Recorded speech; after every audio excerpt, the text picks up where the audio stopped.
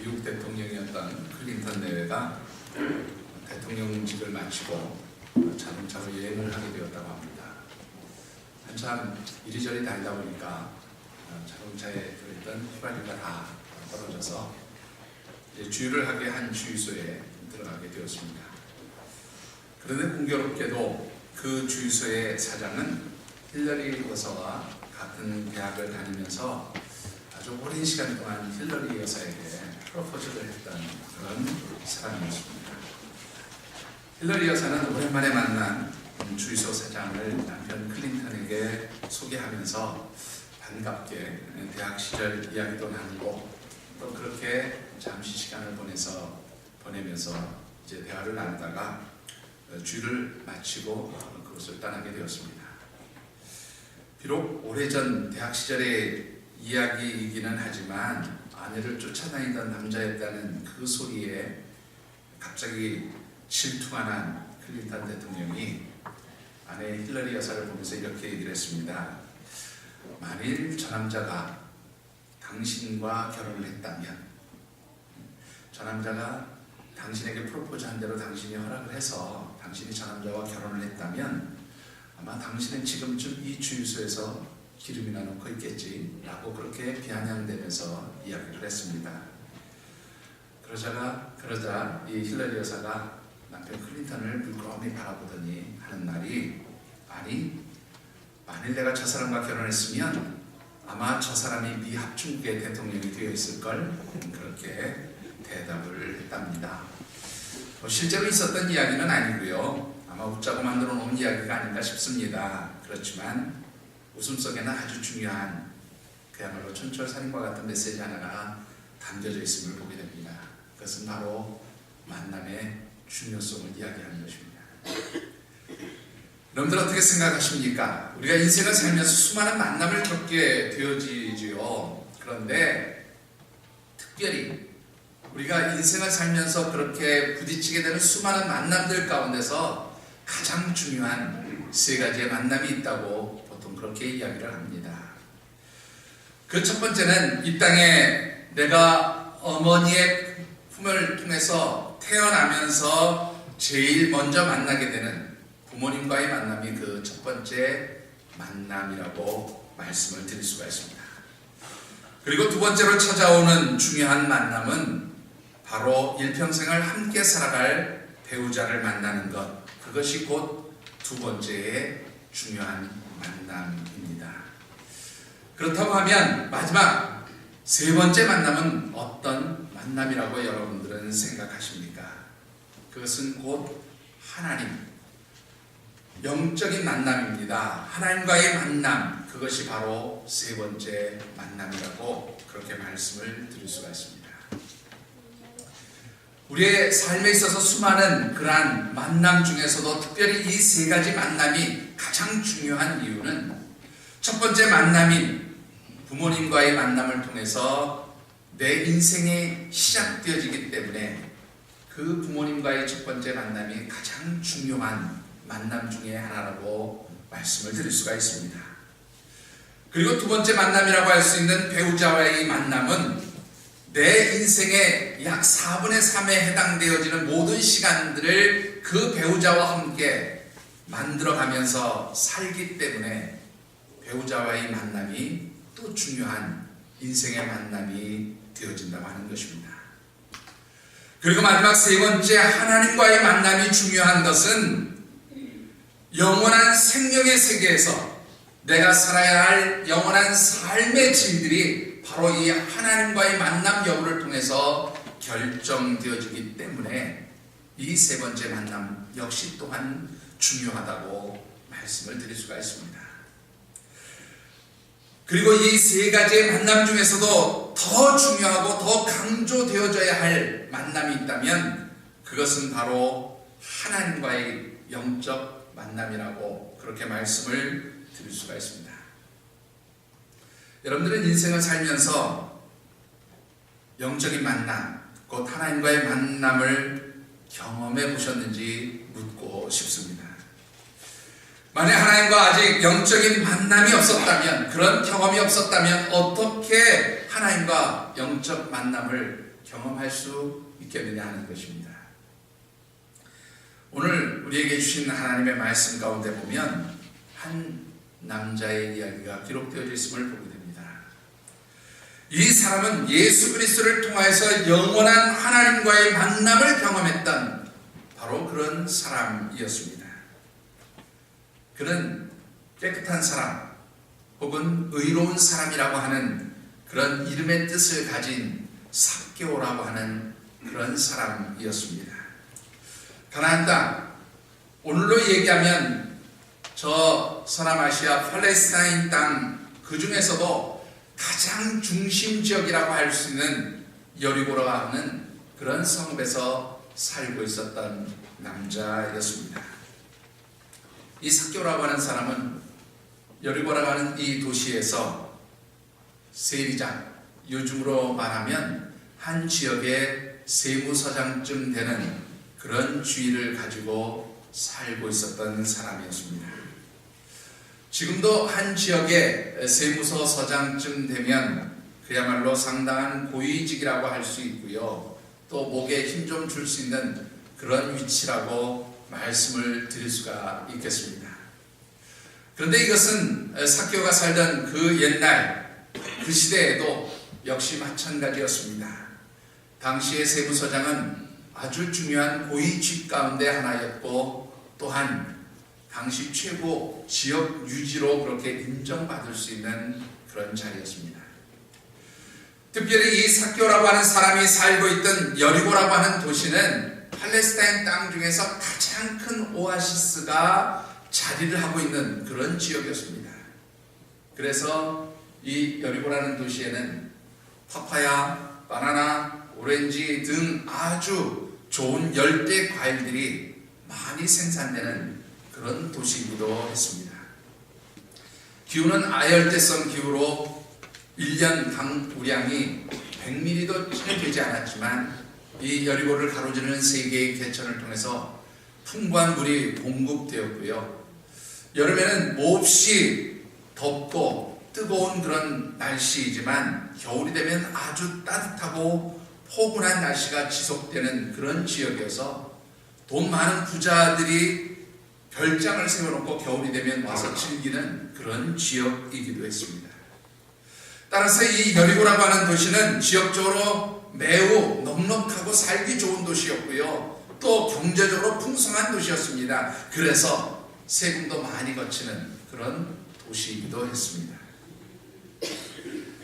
요즘으로 이야기하면 잘나가는 도시입니다. 그리고 이런 잘나가는 도시의 세무서장이 되어진다고 하는 것은 절대로 평범하게 살아서는 불가능한 일이었기 때문에 그는 정말 열심히 살았던 사람입니다.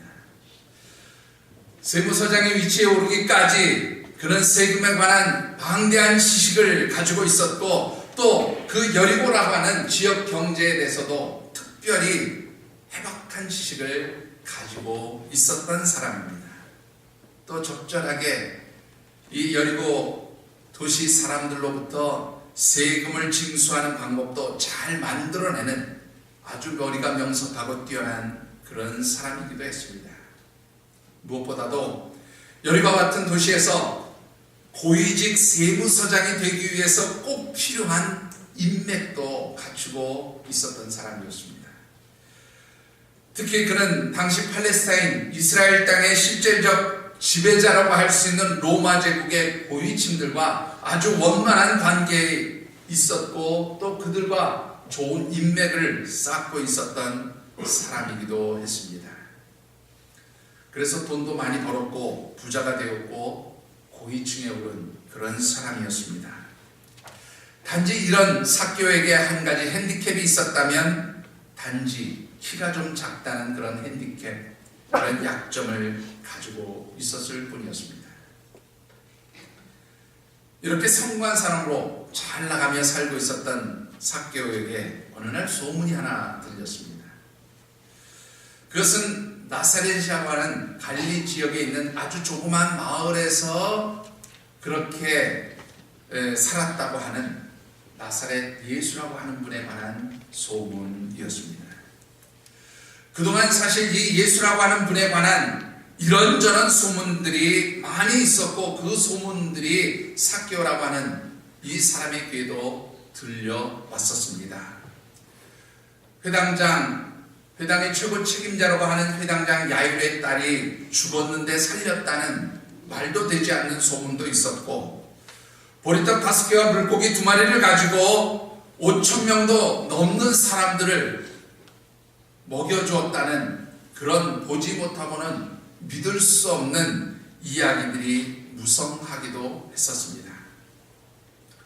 무엇보다도 이 예수라는 분은 당시의 종교 지도자들과는 다르게 파격적인 가르침과 함께 안식일에는 절대 할 수 없다는 병든 자들을 고쳐주기도 했고, 심지어 가늠하다가 현장에서 잡힌 당시의 법대로라면 돌에 맞아 처형당해야 할 그런 여인을 살려주었다는 그런 이야기도 들려왔습니다.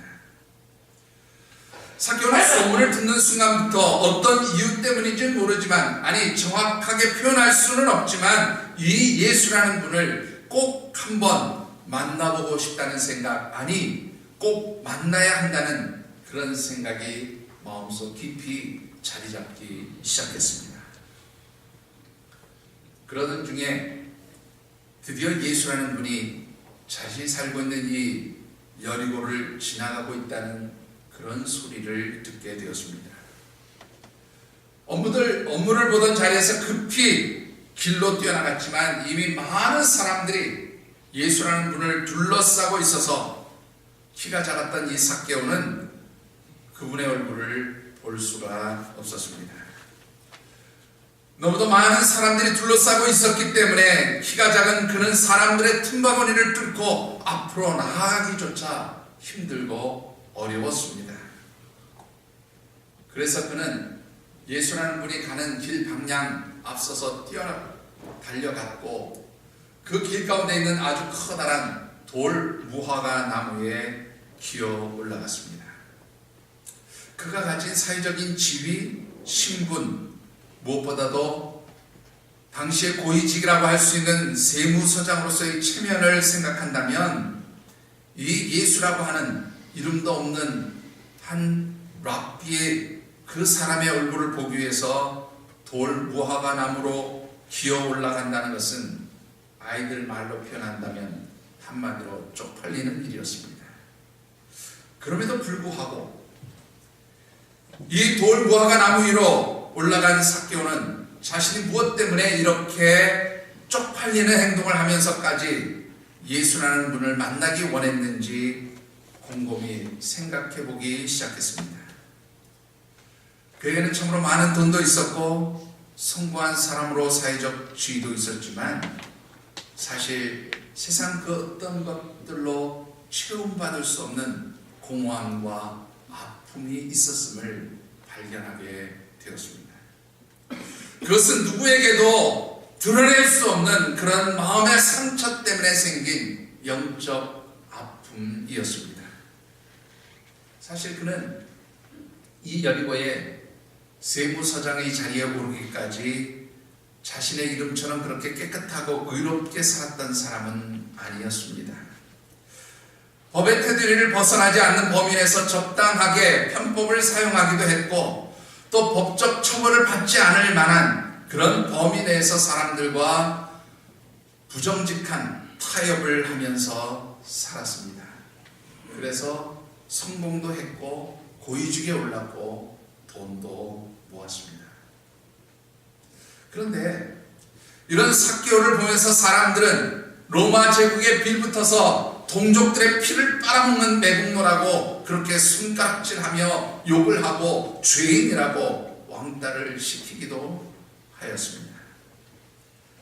자신들에게 부과된 세금 때문에 아쉬운 일이 생기면 찾아와서 이런저런 부탁을 하면서도 뒤에서는 수군거리며 손가락질하는 사람들의 모습이 뻔히 보였음에도 불구하고 그는 그들에게 아무 소리도 할 수가 없었습니다.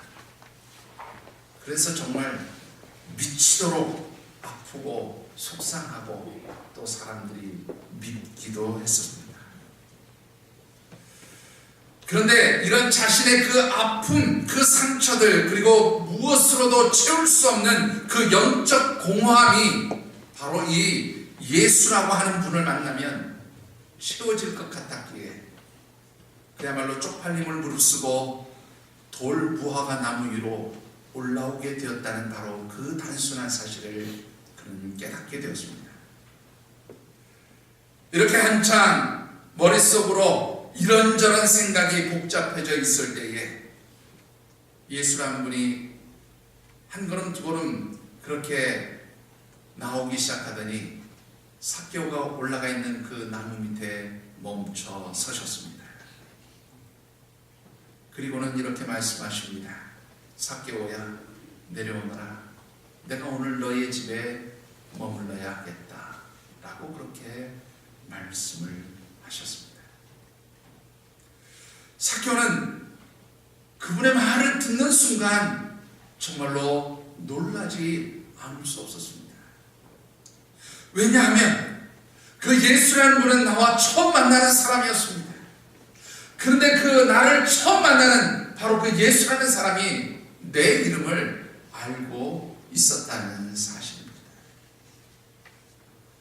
여러분들, 이스라엘 사람들에게 있어서 이름을 안다는 사실은 단순히 이름을 안다는 그 사실을 넘어서서 그 사람의 삶을 안다는 그런 의미가 있었기 때문입니다. 내가 처음 만나는 예수라는 그분이 지금까지 살아온 내 삶의 모습을 알고 그 삶에서 느꼈던 기쁨과 즐거움뿐만 아니라 그 삶을 살아오는 동안에 겪었던 모든 아픔과 상처와 눈물과 고통과 그 모든 괴로움까지도 그분이 안다는 바로 그런 의미가 이름을 불러주는 가운데 느껴졌기 때문입니다. 그래서 그는 확신했습니다. 이분은 나를 아시는 분, 이분은 내 삶을 아시는 분, 이분은 내가 살아오면서 즐거웠고 기뻤던 일들 뿐만 아니라 내가 흘렸던 눈물, 내가 흘렸던 아픔, 그로 인해서 내가 겪었던 상처와 인생의 모든 쓴뿌리들, 나의 고통과 괴로움까지 알고 계시는 분이라고 하는 그런 사실을 깨닫게 되었습니다. 그래서 그는 자신의 이름을 불러주었던 바로 예수 그리스도 그분을 자신의 집으로 기쁘게 영접했습니다. 성경 원문에 보면 이 영접한다는 말은 그 원문의 뜻이 주인으로 모셨다는 뜻입니다. 삭개오는 예수 그리스도 그분을 내 집에, 내 삶의 주인으로 그렇게 영접하고 모셔드렸습니다. 그리고 그분을 위한 잔치를 준비하였고 또 그분이 내 삶의 주인이 되어주시기를 고백했다는 것입니다. 그때 이런 삭개오의 모습을 보면서 예수님께서 말씀하셨습니다. 이 삭개오도 아브라함의 자손이라고 그렇게 말씀하십니다. 아브라함의 자손이라는 바로 이 말은 하나님의 자녀, 하나님의 백성으로 인정한다는 그런 의미가 담겨진 말이었습니다.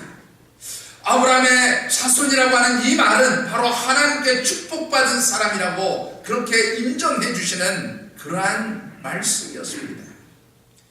지금까지 자신을 죄인이라고 손가락질하던 동족들, 그들과는 다르게 이 예수님은 자신을 하나님의 자녀로, 하나님의 백성으로, 그리고 축복받은 사람이라고 그렇게 인정해 주었던 것입니다.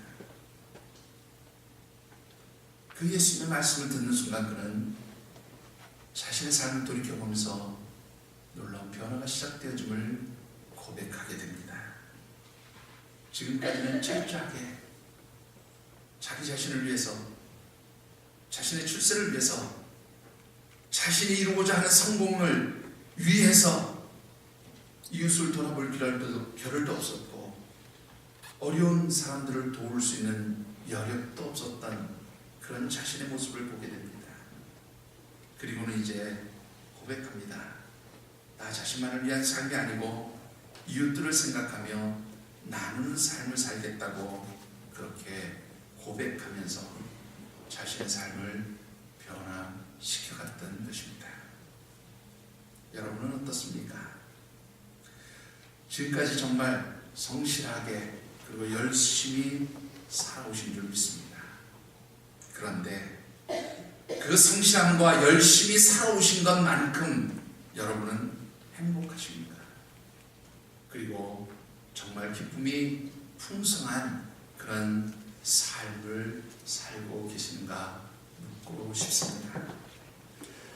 여러분들이 지금까지 살아오는 동안 정말로 성실하게 열심히 그렇게 살아왔지만 그 속에 담겨졌던 힘들었던 시간들, 때로는 눈물 흘리며 아파했던 시간들, 그리고 때로는 사람들로 인해서 상처받고 아파하고 그래서 누구에게 드러내지 못했던 그 쓴 뿌리들이 여러분들 속에 자리하고 있음에도 불구하고 그 아픔과 상처들을 헤아리고 알아주시는 분들이 있었는지 또 한 번 묻고 싶습니다. 여러분들은 오늘 이 자리에 어떻게 오셨습니까? 가까운 친구가 혹은 이웃이 아니면 가족들이 꼭 한번 같이 교회에 가보자고 그렇게 청해서 오셨습니까? 누구의 권유 또는 강요에 의해서 오셨든지 사실 오늘 이 자리에 여러분을 부르신 분은 여러분의 모든 삶을 아시고 여러분들의 그 삶의 눈물, 삶의 아픔, 고통 그리고 그 삶에서 느꼈던 모든 기쁨과 즐거움까지 여러분들의 삶 전체를 헤아리고 하시는 바로 그 주님께서 그 예수님께서 여러분들을 이 자리로 부르신 줄 믿습니다. 그리고 그 예수님께서 여러분들에게 말씀하십니다. 마태복음 11장 28절에 있는 말씀처럼 수고하고 무거운 짐 진 자들아 다 내게로 오라 내가 너희를 쉬게 하리라. 그렇게 여러분들을 부르시고 또한 초대하시는 것입니다. 여러분들이 짊어지고 있는 그 모든 인생의 짐들 그리고 그 짐들 가운데 하나둘씩 얹혀진 그 눈물과 아픔들 그리고 그 속에 숨겨져 있는 그 고통과 상처와 쓴 뿌리들 그리고 여러분들이 느꼈던 그 기쁨과 즐거움까지 우리의 모든 삶을 헤아리시고 아시는 그 주님께서 오늘 여러분들을 이 자리에 초대하시고 부르신 줄 믿습니다.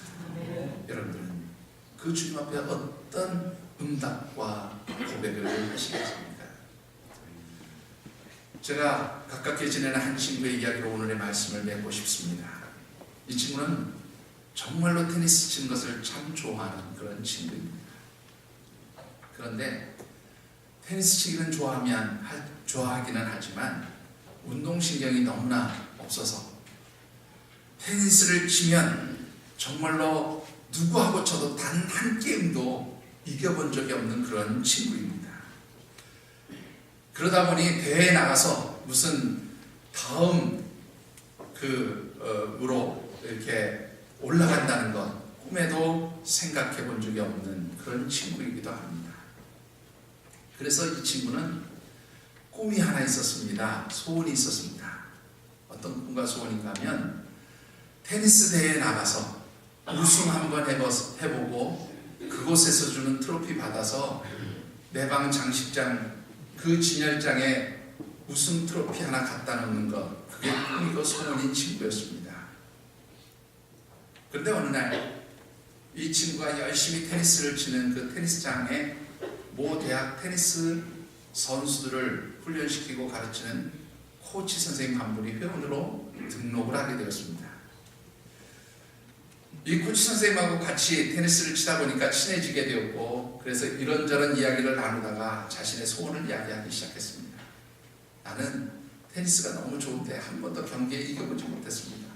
그래서 내 꿈은 어떤 대회든지 테니스 대회에 한번 나가서 우승 한번 해보고 거기에서 트로피 받아서 내 방 장식장 그곳에 진열해 놓는 것 그것이 꿈입니다. 그렇게 이야기를 했습니다. 그리고 나서 얼마 지나지 않아서 그 지역에서 클럽 대학 테니스 대회가 있었습니다.